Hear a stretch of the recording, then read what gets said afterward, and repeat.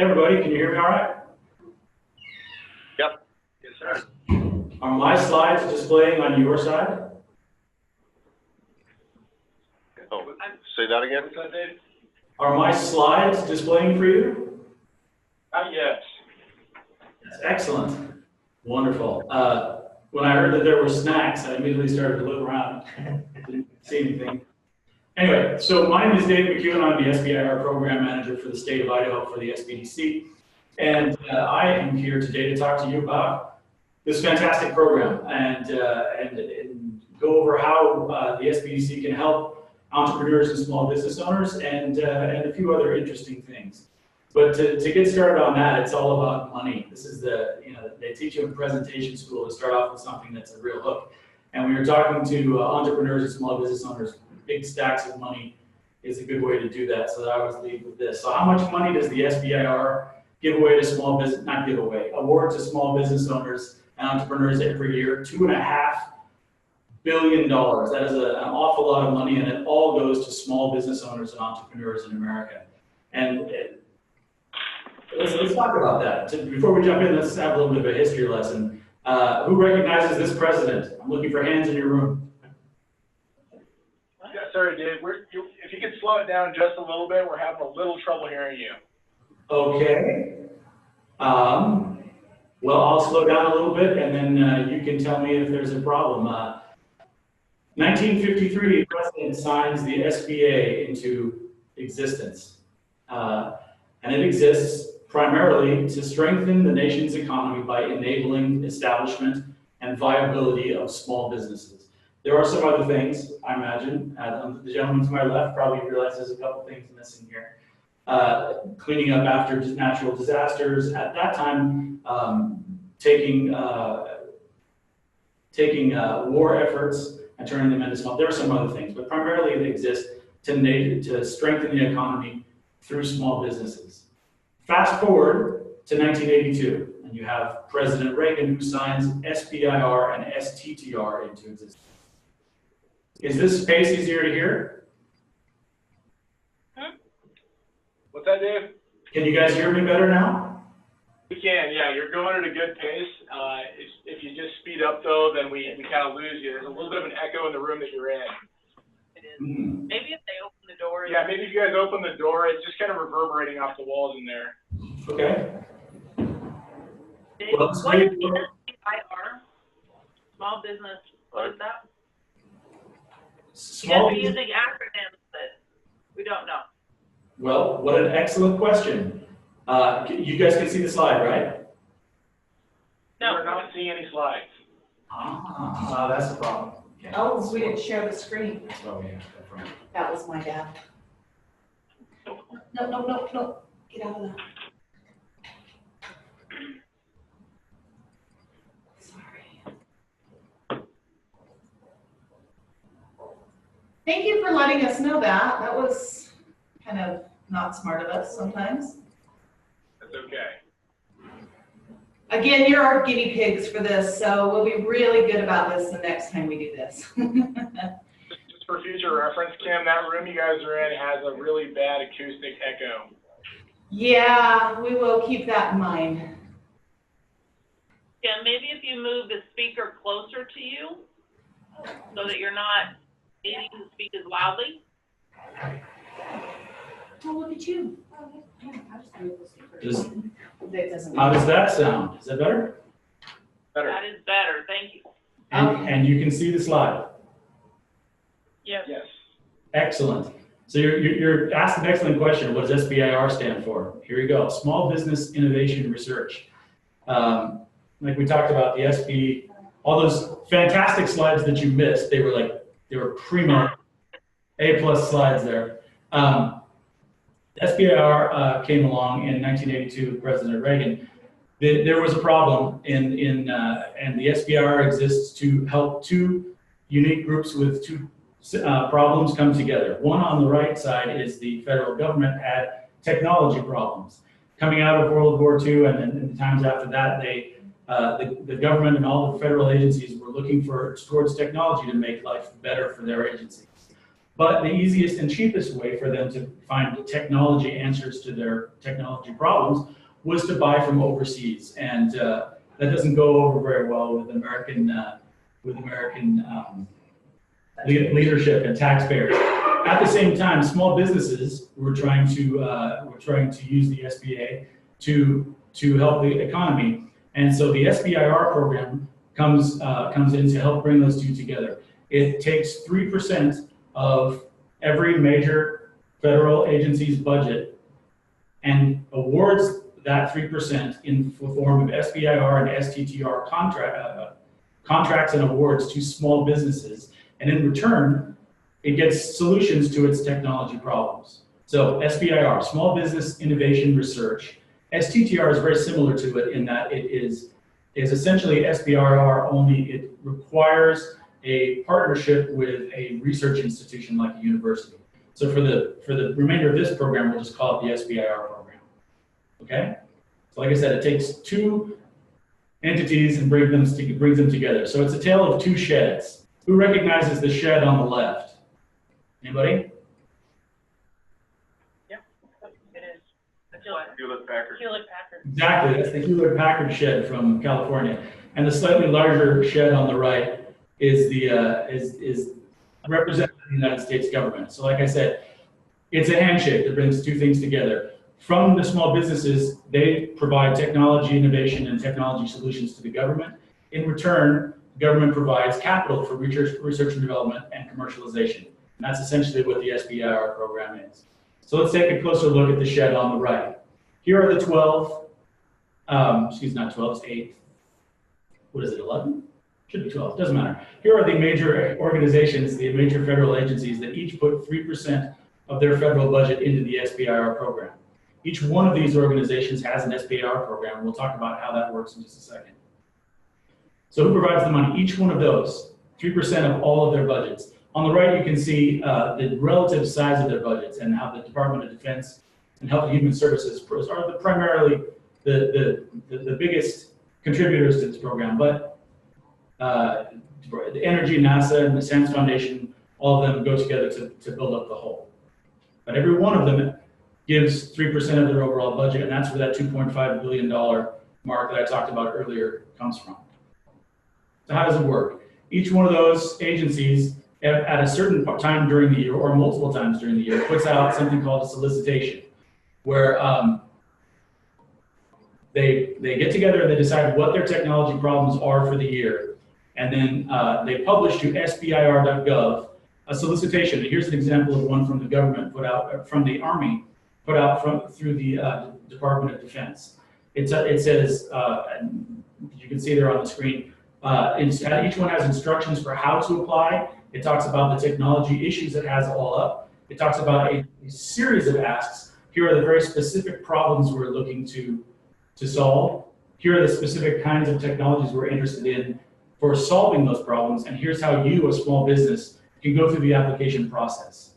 A small business owner or an entrepreneur goes to SBIR.gov, downloads this, looks for the technology areas where they have expertise, and then puts together an application saying, you know what, I think I can solve that problem, and then applies for that grant.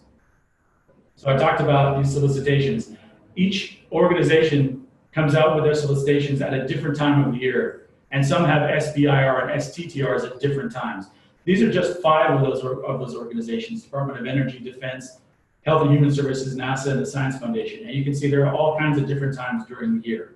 The best way to keep track of what's open is just to go to SBIR.gov and use the search box there, and to keep on top of what current solicitations are out there. So who can apply? American small business concerns.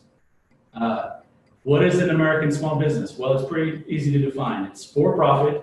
It's inside the United States. It's a legal business, meaning that they are registered and they pay taxes. They are greater than 50% owned by United States citizens, and they have no more than 500 employees.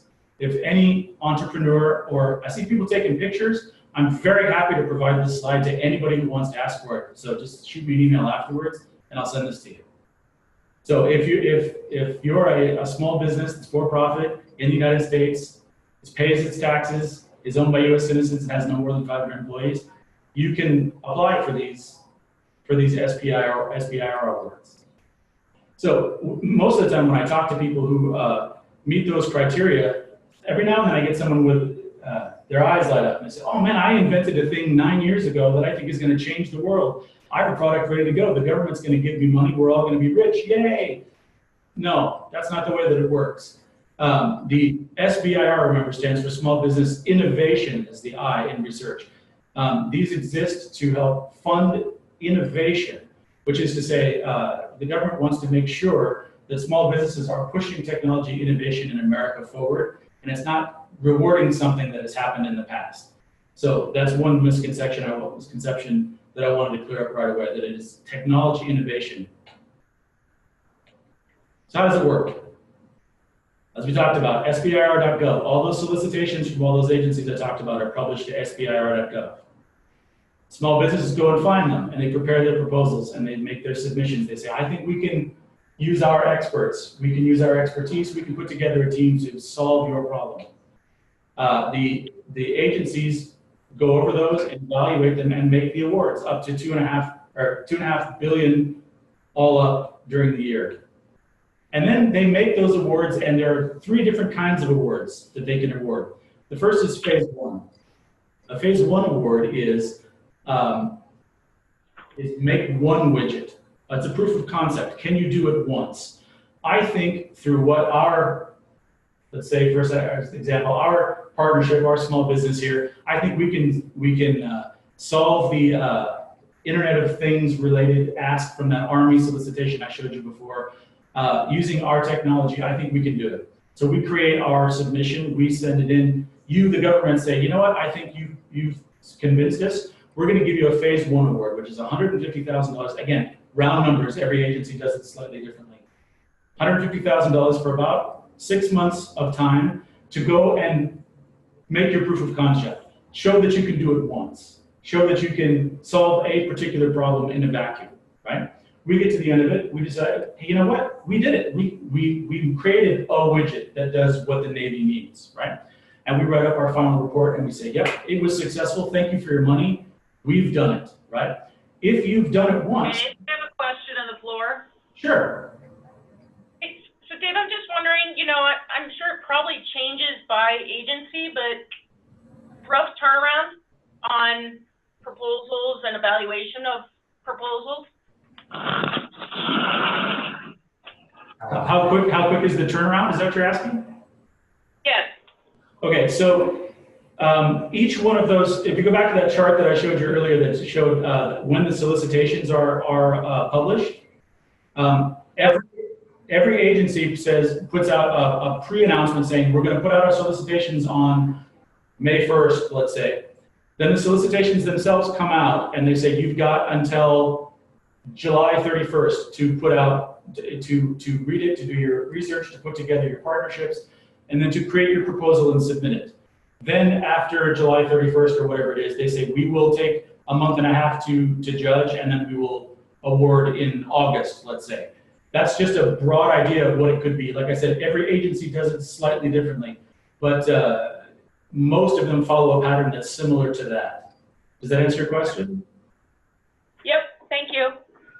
Like for instance, NASA, they put out their solicitations in the fall. They cut them off in, I think, at the end of November, and then make their awards in January.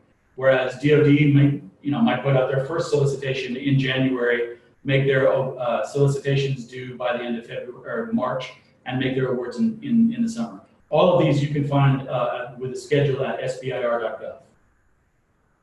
So we have done our phase 1, and it was a great success. So we write our final report, and we send it to the agency. We say thank you very much. We can then apply for a phase 2, which says, okay, we've shown that we can make a widget, but the Navy needs a widget for every plane that it has on every, in the entire fleet. So we need 100 million widgets. Phase 2 is all about commercial viability. Can I staff it up? Can I negotiate agreements with partners? Can I create the manufacturing that I need? Can I source all of my materials? I've proven that I can make one widget. Can I make 100 million widgets? That's what phase 2 is about. That's 1 million, again, give or take, every agency does it slightly differently, for multiple years to test the R&D that we did in phase 1 and evaluate. And by the end of phase 2, the idea is, yes, Navy, I can supply your engine parts for the next 20 years based on the R&D I did in phase 1, right? That's what phase 2 is about. So like you say, it's longer, it's more money. If you get to the end of phase 2 and you successfully says, yes, we can provide those engine parts or whatever they are, you can then get a phase 3. Now, a phase 3 is not an award, it's an agreement.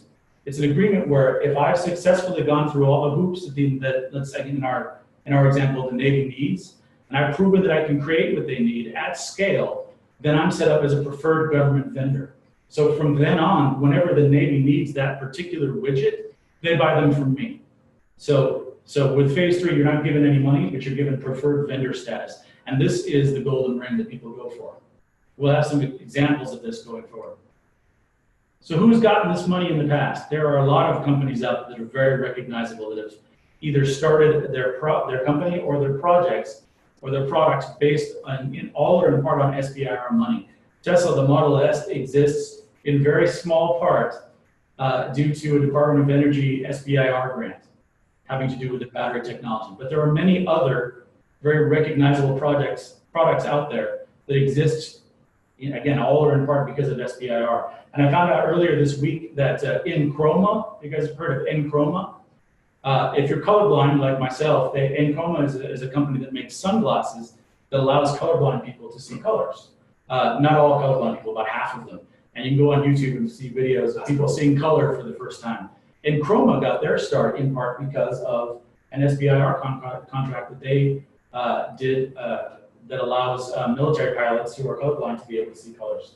So all this to say, you go through the phase 1, phase 2, phase 3 process, and you're set up as a government vendor, but that doesn't necessarily mean that you're locked into selling your technology innovation to the government. Part of that commercialization is to show that you can also take that product to the market and sell it broadly as well. The other part of this is that a lot of people, when I get to this part, talk about how, well, I don't want the government to own my patents, my intellectual property. The government doesn't own anything of yours. It doesn't own, it's not a dilutive investment. They don't own your patents. They can't reach out and grab something out of your factory. This is a grant. It's an award. It's not an investment. It's not a quid pro quo. They give you these awards, and in return, you make yourself available to provide that technology to them, and then they buy those projects from you. So these are national companies. What about local companies? Advanced Ceramic Fibers. I imagine a lot of you have heard of them. Kind of our poster child for a very successful SBIR example. They've had multiple phase 1s and phase 2s. As a matter of fact, I think there's one missing from here that had since then. We talked about Navy planes. They created high temperature components for Navy planes. That's what they researched in their 2014 phase 1 award and turned around and produced for the Navy in their phase 2 award. And now they're set up as a government vendor, creating these high temperature components that run inside engines inside Navy planes. And they're this fantastic, huge, great bunch of guys. And they got their start, in Idaho, in a suburb of Idaho Falls in a garage, just like the HP garage that we saw earlier. So how are we doing? Here are the numbers for 2015, and you can see all of our neighbors from surrounding states. P1, those are the phase 1 awards, and P2, that's phase 2 awards for each of the states that surrounds us, and the approximate amount of money that they got during 2015. Over on the right, you see a list of the amount of investment per person in that state. So California got $445 million in 20. I'm very close to being done. We had issues with the slides early on, so I'm trying to catch up. And so you get an idea of where California gets an awful lot of investment per capita, and Nevada not so much. So where do you suppose Idaho is on this list? Anybody? Well, I think we're high. I think we're high. Dead last. Nevada is the bottom of this list at about $1.75 per person. I don't know if you can see it there, but Idaho makes about $1 per person. So we're way behind the curve. So the SBDC has committed to stepping up our game and telling the world about, the Idaho world that is, about what the SBDC can do and what the SBIR is and how we can help entrepreneurs and small businesses in the state find out about those SBIR awards, make fantastic applications, submit them, and then get them and turn those phase 1s into phase 2s and phase 2s into successful companies. And in part, we do that through what I'm doing, which is to travel around the state and tell people about this program, which people literally have, I very rarely run into people that have ever even heard of it outside of the business world. Yeah. The other part is phase 0. So there's a program where, creating an application is a time-consuming process. So what we do is we put out this phase 0 program that says any entrepreneur or small business that works with SBDC to create this application, right? Once they've worked with us and they successfully submitted an application, not necessarily won an award, they can apply for $3,000 of reimbursement. If they had to go to training, if they had to fly to Washington, D.C. to meet with someone in the Navy, if they had to spend some of their own time or some time with someone in their company, they can get some of that reimbursed to them through us. That's in part how we're helping people in Idaho, entrepreneurs in Idaho, learn more about the SBIR program and decide to take that leap. The other part is we have a road tour going around the state. We're going to announce it here this week. August 1st, we're heading to Salmon, of all places, but then moving around the rest of the state between then and October, where we're partnering with the IGEM, the Department of Commerce, and the Idaho National Laboratory, and we're taking the SBIR and government grants, and we're holding events in 6 different areas around the state, telling people about what the SBIR program can do, and then hearing their ideas. I have an idea for a company. I have an idea for a product.